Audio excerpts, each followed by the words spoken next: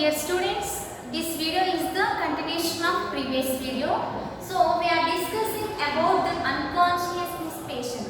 So if the patient is in unconsciousness, how they are going to provide the care in long term. So that thing I am discussing. So in that thing we have seen already nutritional status. So if the patient is in unconsciousness in long term care, how they are going to provide the nutrition. So which type of diet they are going to provide. And next thing is elimination. So whereas come for elimination process, if the patient is not able to eliminate things such type, if the patient is not having urinary, the patient is having urinary retention, constipation, so that thing we have seen how they are going to treat. And next thing is about the care of skin, how they are going to take care about the skin. And next thing is about the nails, care of nails. And next thing oral hygiene, how they are going to provide the oral hygiene and how they are going to keep the nostrils, how they are going to give the care for nostrils. And next thing is for the eyes, that thing we have seen. So if the patient is having eye irritation or infection, according to the physician order, they have to provide the eye drops. And next thing is change the bed linen if it is damp or soiled. So if the bed linen is solid and damp, they have to change it. And next thing is observe the skin for evidence of skin breakdown. So due to this prolonged sleeping, the patient may have the skin irritation and redness of the skin may be present. So redness also may be present on the skin. So there is a presence of breakdown. So such type of things are present or not, that thing they have to see. So observe the skin for evidence of skin breakdown. So for this purpose they have to observe the skin. And next thing is body positioning for shock. So if the patient is having shock, how they are going to provide the body positioning. So we will see that thing now. So if the patient is having, then they are going to provide body positioning for shock. First thing is lower extremities should be elevated. So lower extremities should be elevated when they are going to provide the positioning for shock. So body positioning for shock. So in that case they have to, first thing they have to see, they have to take lower extremities should be elevated. Lower extremities should be elevated. So that by gravity this will reduce the blood in the extremities. So by doing this elevation, by doing these lower extremities, by elevated these things, there is a presence of the blood reduced in the extremities. There is a chance to reduce the blood in the extremities. So if they are elevating these lower extremities, by doing that thing, there is a chance to reduce the blood.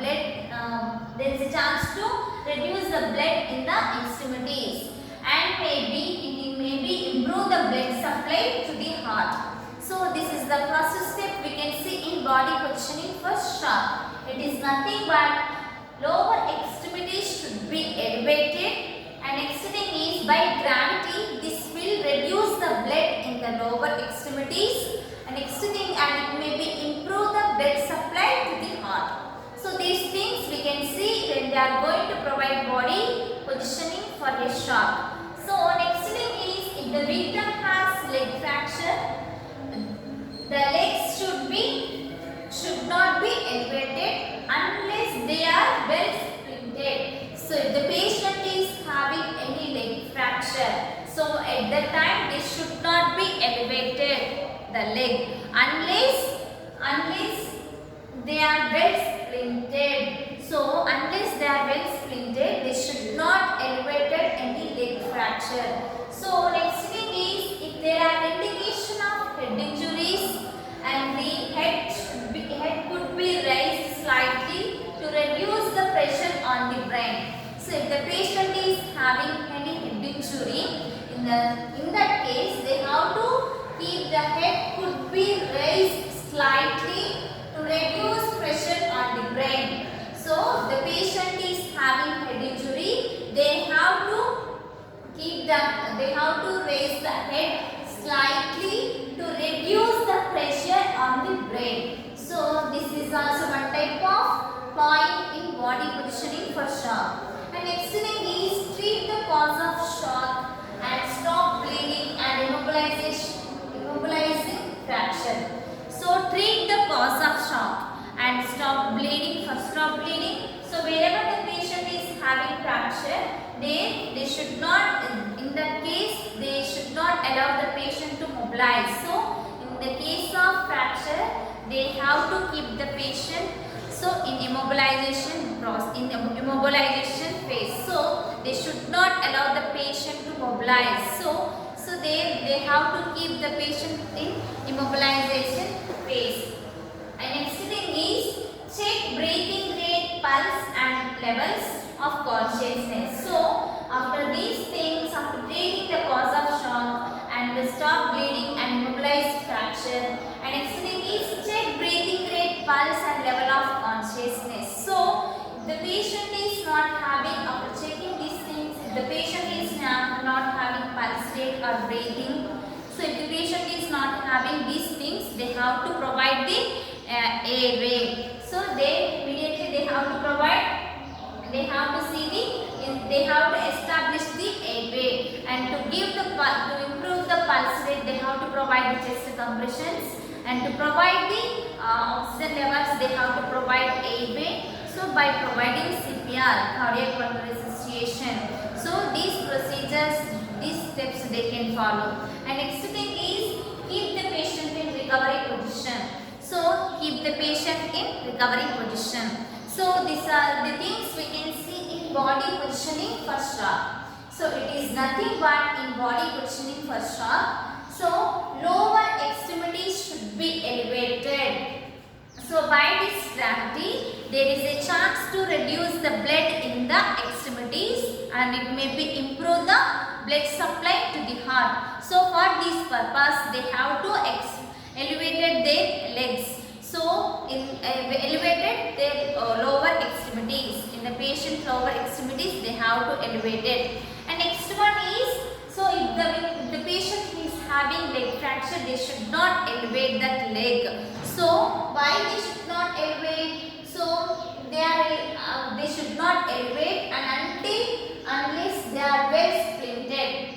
And next thing is, if there is any indication of head injury, in that case the head should be slightly raised for whatever the pressure on the brain, to reduce the pressure on the brain. And next thing is treat the cause of shock and stop for bleeding. And next thing is immobilizing fracture.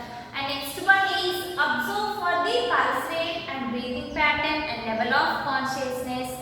If these things are not present in the patient, they have to establish the airway, and to provide that, to improve the pulse rate, they have to provide the chest compression. So these are things they have to follow, and after complete this, they have to keep the patient in recovery position. So these are the steps we can see in body positioning for shock. So we have completed now this topic. So till now whatever I have discussed, that thing one more time I will summarize.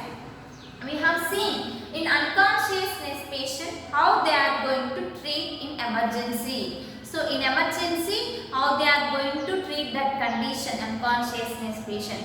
So whereas come for long term care, in long term how they are going to give the care for positioning, and how they are going to provide the airway, and how they are going to give the care for pressure ulcers. And next thing is, and whereas come for nutrition.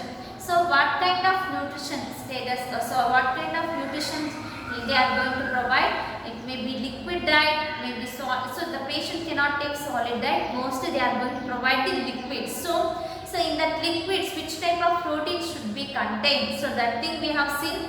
And next thing is in elimination process. If the elimination process is not there in the patient, so how they are going to do? How they are going to give the care? That thing we have seen.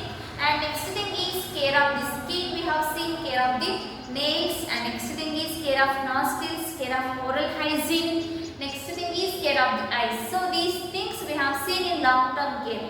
And whereas come for body positioning for